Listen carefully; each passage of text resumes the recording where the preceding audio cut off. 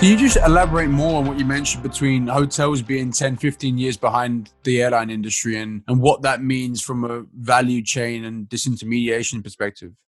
Absolutely. So this is my personal experience. So I don't want to Sure. say that this is the truth, but what I've seen, I started working at an airline in the late 90s, which was still owned by the government, Iberia Airlines.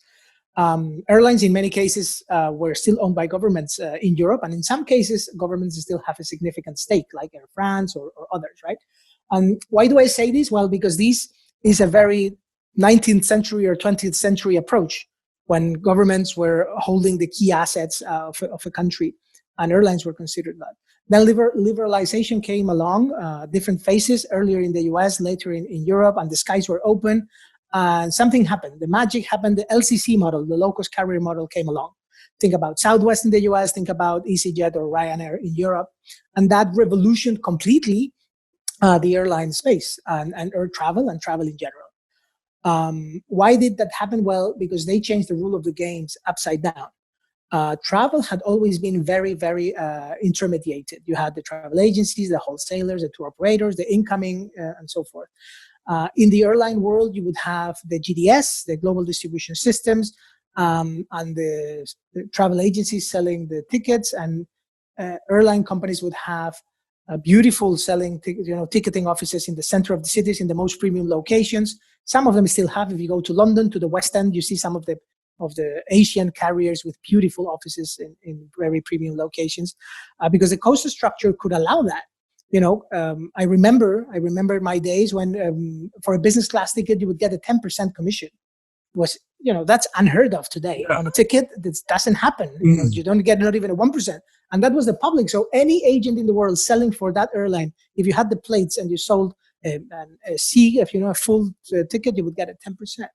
And that all of that changed. So I don't want to take too long on this, but the point is, airlines had to reinvent themselves because the rules of the game changed completely, from distribution to business model, to fuel costs, to crew costs. And as a result, they developed the skills and capacities to sell much more through the web. Think about EasyJet. When the first flights went onto the air, they painted literally the aircraft with the phone, with a telephone number that you needed to call to make the booking. And that was the only way to book. There was no availability on the GDS or the travel agency. You would have to call that orange painted phone. So as a result, all of the airlines followed suit. The so-called traditional carriers, the flag carriers or legacy carriers, had to follow that because the pressure they were getting from the LCCs, from the low cost, was so extreme that they had to become low cost themselves, even though they were legacy carriers.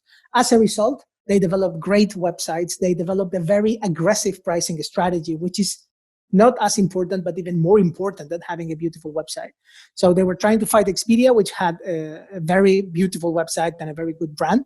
And American Airlines, it took them a while to develop a website that was as usable, as beautiful, as nice, like Expedia. But then they started breaking the price parity, the so-called price parity agreements and so forth. And everyone now understands that if you want to get the absolute cheapest fare for an airline, you should go to the airline website, or at least in many countries or in many cases, that is the case. Hotels are far behind from this perspective. Hotels are still heavily intermediated. Many companies like the one at which I'm working now, we're still reliant, not dependent, but reliant on great partnerships with tour operators, with OTAs and so forth. And we haven't breaking the mold like the airlines did in the past. Also because the business dynamics are different. But you get the point. In the same way that pricing, for example, airlines have been very aggressive in revenue management for the last 30 years.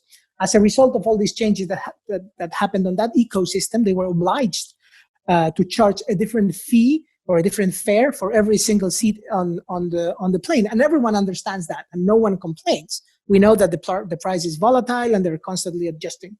Hotels are starting to price in the same way, especially city hotels like London, New York, and the Chicagos of the world. But there's still, a long way to get